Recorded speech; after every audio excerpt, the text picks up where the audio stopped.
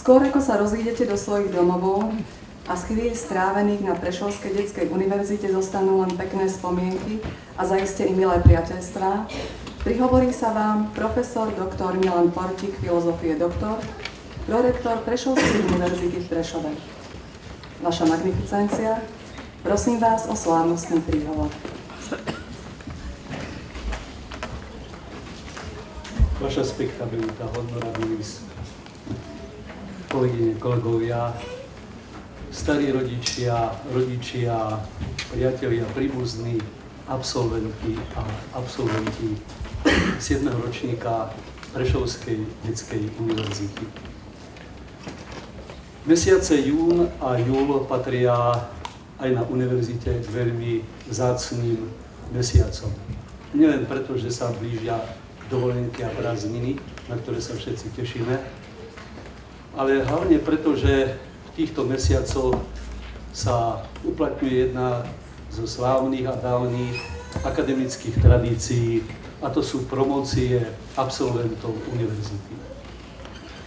Nebolo tomu inak ani tohto roku.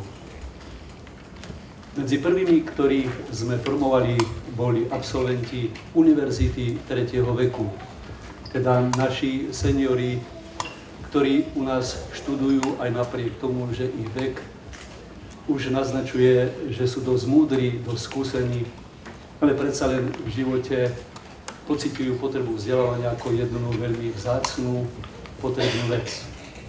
Takýchto študentov na našej univerzite máme okolo 200. Vás tohto roku študovalo v bakaláčkovskom a magisterčekovskom štúdiu 180. Ale aby ste mali aspoň takú základnú predstavu o našej univerzite, na jej pôde študuje okolo 10 000 študentov v dennom a externom štúdiu. Pracuje tu vyše 1000 zamestnancov, z toho vyše 500 učiteľov. My všetci, ktorí tu robíme preto, lebo chceme rozsievať, rozdávať múdrosť, ktorá na akademickú pôdu patrí. Nielen múdrosť, ale aj dobro. Diskutujeme s našimi študentmi o tom, čo sa deje vlastne so svetom, kto sme v tomto svete my, čo potrebujeme vedieť, aby sme boli úspešní v živote. Prvé, čo by som chcel povedať, je to, že za toto, že ste mohli byť celý týždeň súčasťou Prešovskej univerzity, patrí poďakovanie hlavne kabinetu pre výskum detskej reči a kultúry pri Pedagogickej fakulte. Všetkým pracovníkom tohto kabinetu. Ďalšia naša vďaka patrí študentom, ktorí robili pre vás tutorov. Učiteľom, ktorí v čase, keď už mohli byť na dovolenke, sa venovali vám, aby vám priblížili vykopávky. Taká bola téma 7. ročníka, teda aby ste sa zahlbili do histórie a poznali našu históriu, ktorá je matkou našej prítomnosti, aby sme cez túto minulosť a prítomnosť vedeli si organizovať našu budúcnosť. Milé deti, milí prítomní, každý z nás iste už dostal dar. Dary bývajú rôzne. Sú také, ktoré dávame do vitríny ako isté relikvie, na ktoré pozeráme s úctou. Ale sú aj také dary, ktoré nosíme dennodenne pri sebe ako amulety. Dotýkame sa ich, pretože chceme, aby sprítomňovali darcu. Schopnosť učiť sa, vzdelávať sa je jedným obrovským darom. Záleží len od nás, či ten dar, schopnosť vzdelávať sa, učiť sa, použijeme ako relikviu a odložíme kdesi do skrine, alebo budeme nosiť stále so sebou ako dennodennú potrebu, s ktorou je potrebné žiť.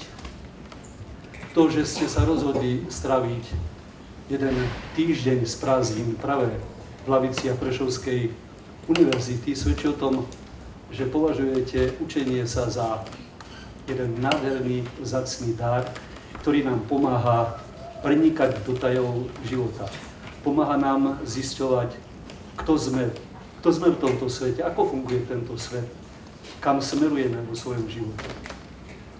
Som presvedčený, že týždeň strávený na našej univerzite bol vzácnym darom pre vás, pre vašich rodičov, pre starých rodičov, pre všetkých, ktorí milujú ľudskú múdrosť, ľudské dobro a tomuto chcú podriadiť svoj život. Chcem vám popriať do ďalších dní prázdnin, aby ste ich strávili minimálne tak dobre, ako ste trávili tento týždeň na našej univerzite. Nech prežijete ho v pokoji, v radosti, aby ste na začiatku septembra boli plní elánu, plní síl, plní odhodlania po tom najvzácnejšom dare, ktorý máme, to je dar, schopnosť učiť sa. Všetko dobré.